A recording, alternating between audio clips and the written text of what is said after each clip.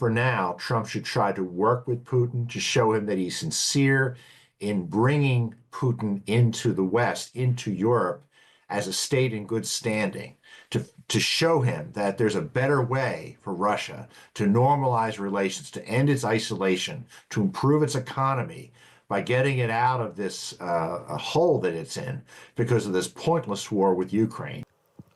Well, President Trump and President Putin spoke on the phone for 90 minutes on his Truth Social platform. The US leader said their conversation was very good and productive, and they'd agreed to an immediate ceasefire on energy and infrastructure in Ukraine as they work towards an end to the war.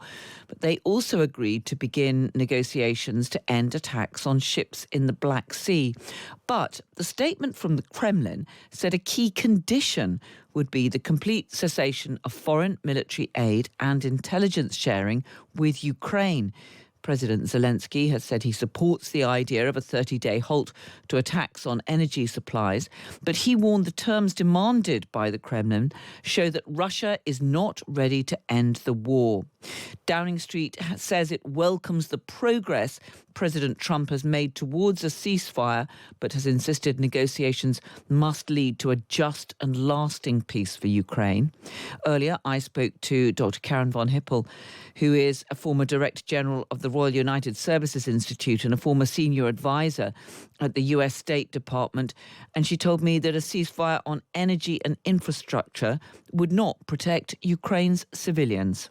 They may not attack the Zaporizhia plant, the nuclear plant, but they still can attack tower blocks and civilian areas everywhere else. So it's really not very much. And both Ukraine and Russia can still carry out offensive operations if they want in this particular case. Now, I don't know what Ukraine will do. If they agree to a 30-day ceasefire, they may say, well, we'll see what Russia does, and then we'll respond in kind. But it would be good to get more of a readout on this in terms of what are the next steps and how will they be implemented, and what are the enforcement mechanisms that the Americans would put on Russia, because it's not clear that Trump even has any of those in mind.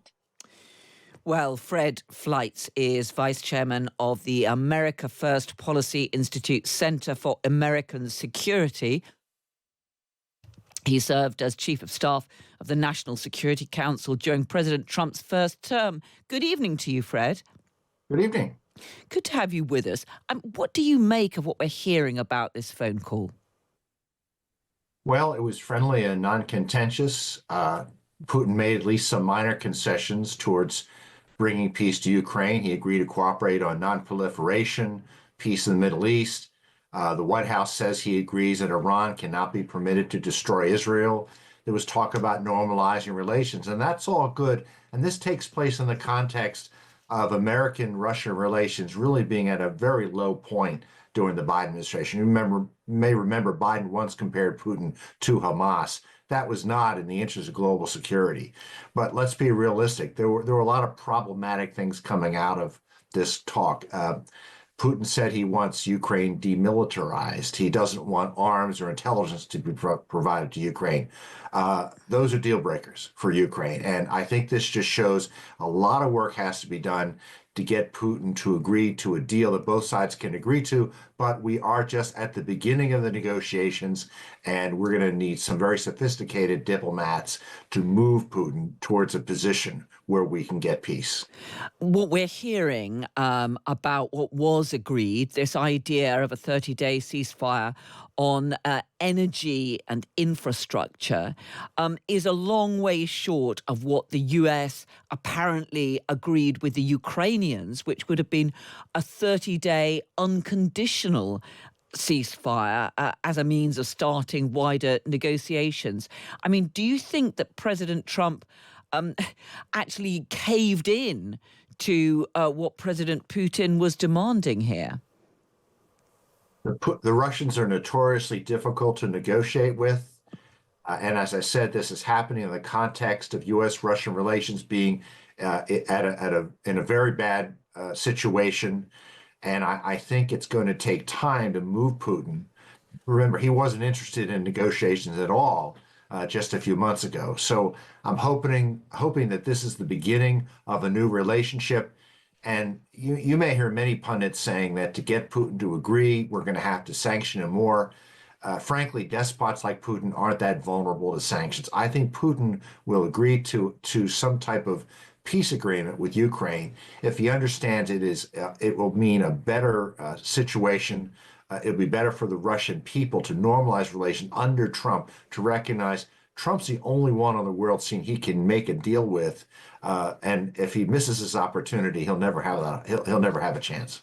I'm looking at the statement from the Kremlin after this conversation, and it says it was emphasized that the key condition for preventing the escalation of the conflict and working towards its resolution should be the complete cessation of foreign military aid and the provision of intelligence information to Kyiv.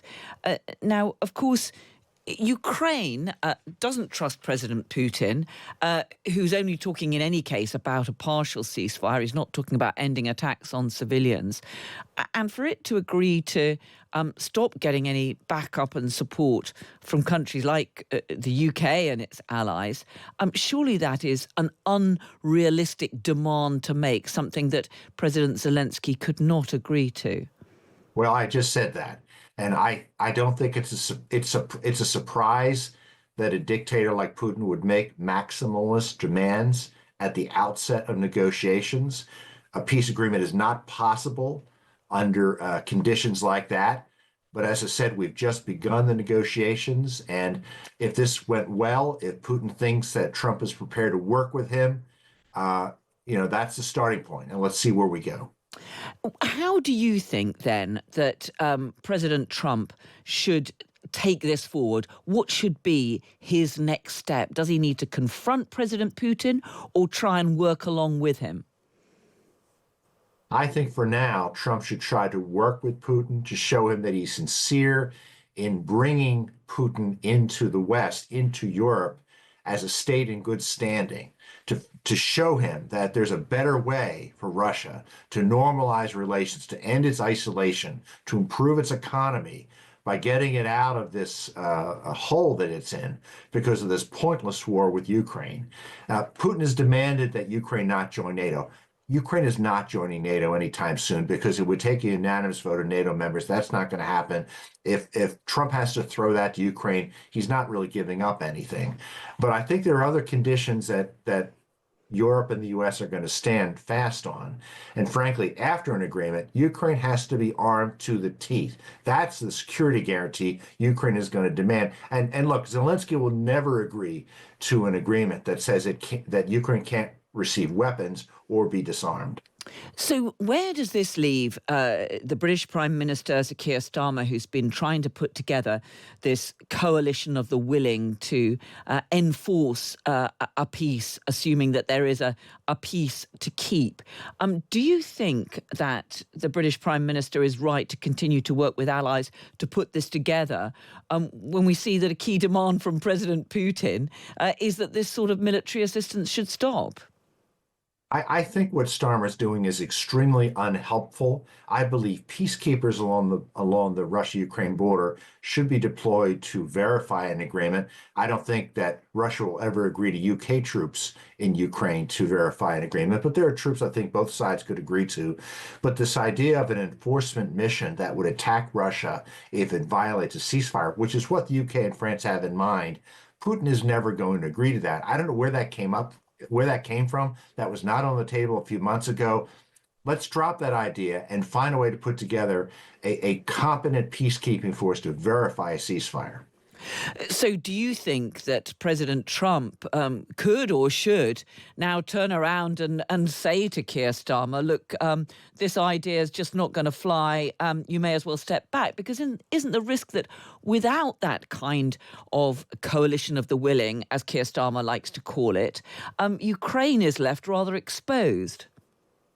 I don't see it that way. If Ukraine is armed to the teeth with weapons to defend itself against Russia, if there are peacekeepers along the border to verify what I hope we'll also have a DMZ, those are the security guarantees that could make sure that Russia does not invade again. We don't have to have this European army that's standing by to attack Russia if it violates a ceasefire. The Russians aren't going to trust Europe to do that. And as I said, I think Starmer has to start thinking about something else. That's simply not going to work. Let me just ask you about what is happening in the Middle East. We've had Israel's Prime Minister saying that combat has resumed with full force in Gaza. We've had, according to Hamas, some 400 people killed in this latest wave of strikes. Is it your understanding that President Trump essentially gave the green light to President Netanyahu to go ahead with this, given that the talks to try to move to the next phase of this supposed ceasefire deal seem to have broken down? Israeli and U.S. officials have said that there's been full cooperation, and the Israelis have been informing the U.S. in advance of military actions like this. So I don't know if I want to use the term green light, but there's no daylight between the U.S. and Israel on this operation right now in Gaza. Fred Fleitz, Vice Chairman of the America First Policy Institute Center for American Security, and who was also Chief of Staff of the US National Security Council during President Trump's first term. It's been great to have you with us on the programme. Thank you so much. Good to be here.